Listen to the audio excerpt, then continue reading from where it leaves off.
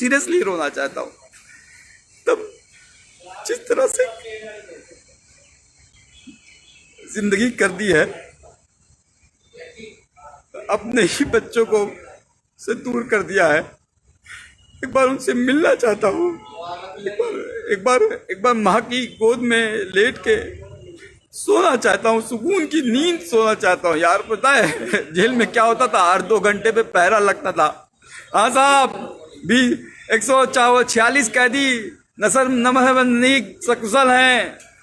6 बजे सुबह, 5 बजे सुबह लाइन लगाओ, परेड लगाओ। ये देखो, ये टांगे हैं मेरी, ये हाथ है। खाना जो है,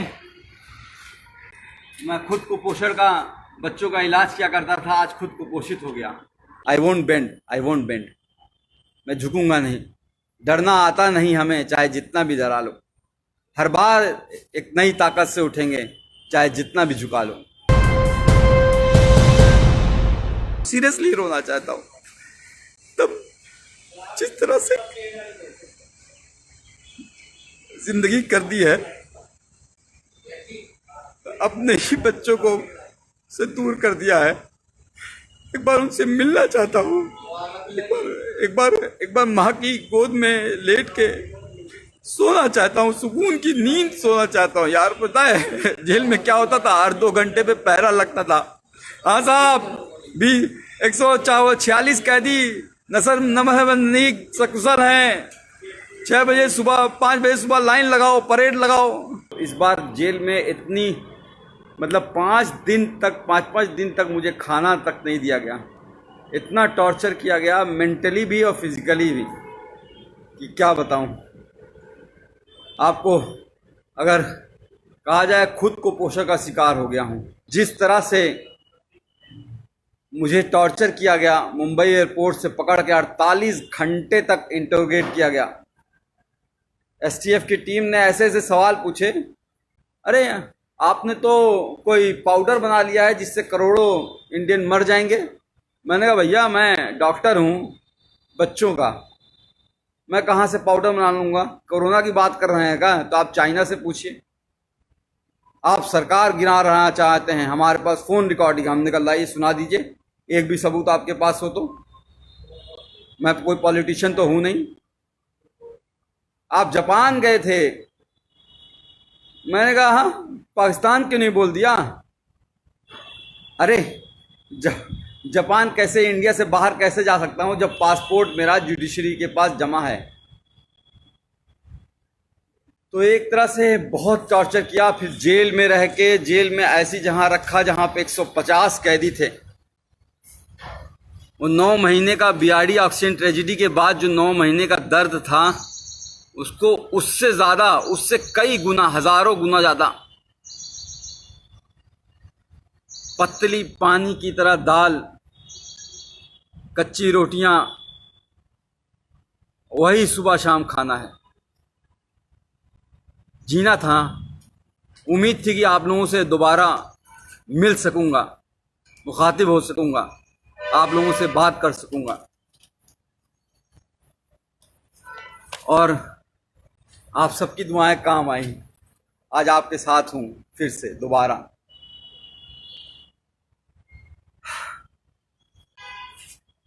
फिर 8 महीने इतना टॉर्चर कराना, जेल में बार बार सिर्फ यही कहा जा रहा था कि तुम उन 70 बच्चों की बात नहीं करोगे, जो 70 बच्चे ऑक्सीजन की कमी से मर गए हैं, उनकी कभी बात नहीं करोगे, उनको भूल जाओ। कैसे भूल जाऊं, अपने सामने मरते हुए उनको देखा है। जेल में जानबूझ के मुझे इस तरह से रखा गया कि मतलब समझ लीजिए कि टॉयलेट करने के लिए आधे घंटे के लिए लाइन लगानी पड़ती थी, नहाने के लिए आधे घंटे के लिए लाइन लगानी पड़ती थी।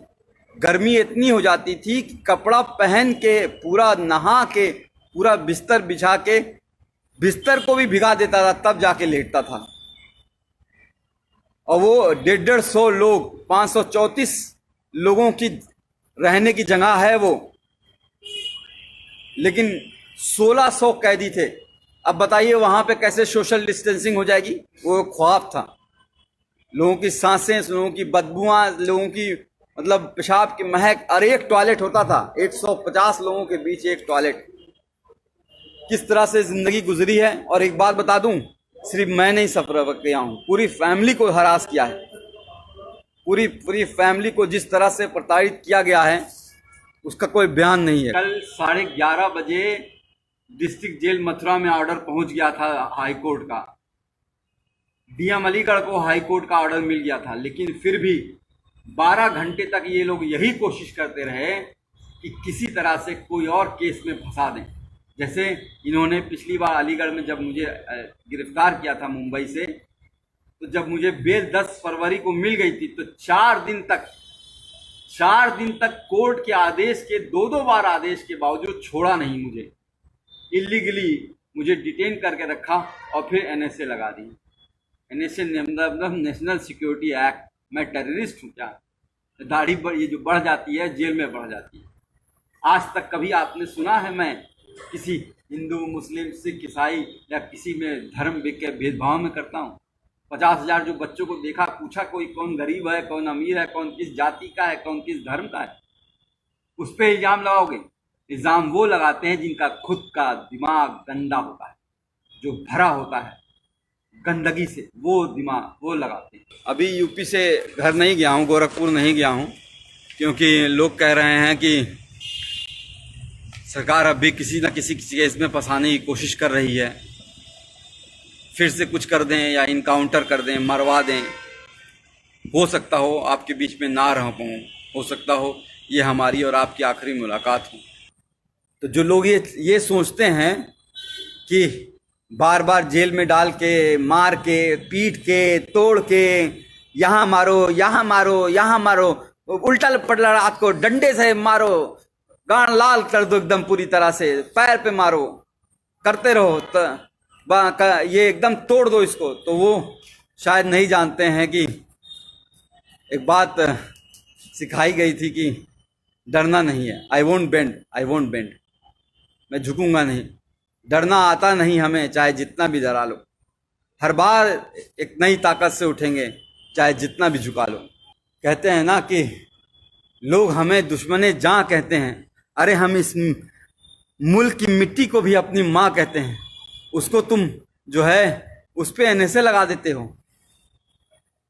हैं? कोर्ट ने कहा है कि जो कुछ है यह अवैध एनएसए लगा है, सारा अवैध लगा है। देखो कि क्या हालत बनाई है। भट्टी साहब आप बोल रहे हो तो देखो क्या हालत बना दी है। मैं कुपोषण के लिए वो कर रहा था, ये देखो ये टांगे हैं मेरी, ये हाथ है। खाना जो है, मैं खुद कुपोषण का बच्चों का इलाज किया करता था, आज खुद कुपोषित हो गया। जी हाँ, बहुत मारा, फिजिकली और मेंटली बहुत टॉर्चर किया। फिजिकल में जो टॉर्चर होता है वो इस तरह से होता है कि शायद जख्म थोड़े भर जाते हैं, पर जो मेंटल टॉर्चर होता है वो बहुत दिनों तक रहता है। दिमाग खराब हो जाता है। इन 8 महीनों में देखिए किस तरह से झुर्रियाँ आ गई हैं, किस तरह से काले पड़ गया हूँ, किस तरह से जो है 10 साल बूढ़ा कर दिया है। तो मेरा बच्चा जो 11 महीने का था, जब चल नहीं पाता था तो उसे छोड़ गया था, आज चलता है, दौड़ता है, बोलता है। पिछली बार भी जब बीआरडी में 70 बच्चे मरे थे और उस वक्त भी बिना बात के झूठ केस में फंसा के जेल भेज दिया गया। और जब 9 महीने बाद हाई कोर्ट ने कहा कि अरे डॉक्टर कफील की कोई गलती नहीं थी, इंक्वायरी रिपोर्ट में आ गया अरे डॉक्टर कफील की कोई गलती नहीं थी, तो भी जब बाहर आया तो मैंने अपनी बच्ची को चलते हुए देखा। उस वक्त भी अपनी बच्ची जब वो को छोड़ के गया था तब भी वो 11 महीने की थी, चल नहीं पा रही थी और बड़ी हो गई थी। आज मेरे दोनों ही बच्चे, मैं खुद अपना बाप होके, मैंने दोनों बच्चे, मुझे बाप पापा का मतलब नहीं समझते हैं, अब्बूजान का मतलब नहीं समझ पाते हैं, पिताजी का मतलब नहीं समझ पाते हैं। ये दर्द है। मेरी माँ 65 साल की बूढ़ी होके हाई कोर्ट और सुप्रीम कोर्ट के चक्कर लगाती रही, तब जाके ये जीत हुई है।